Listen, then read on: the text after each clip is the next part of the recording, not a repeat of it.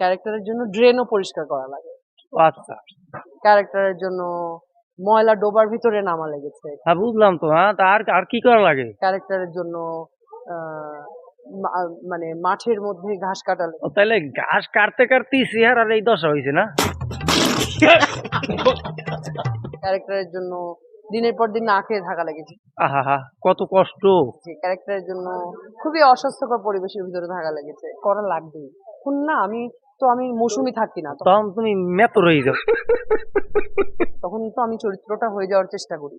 আমি তো এবার মেতর হয়ে যাও নি আবার।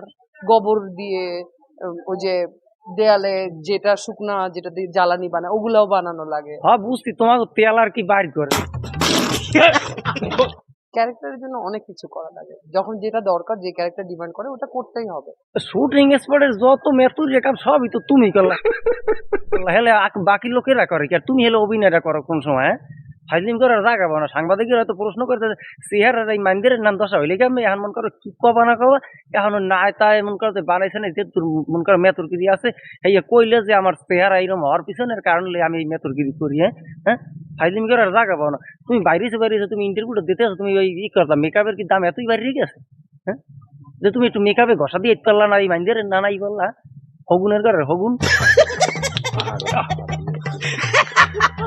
তুমি এ সমস্ত কথা কইয়ে সাংবাদিকে গো বোকা বানাইতে পারো, কিন্তু মুখো পাবলিকে গো পারবো না। মোরা জানি যে তুমি আগে খাইতে বাহেরা তালে চেহারা সুন্দর আপেল কুলালে, আরে এখন স্বামীরে তালে খাও পাইলে মজা লাগে আর মাইন্দের না হয়ে গেছো। এইটাই সত্য কথা।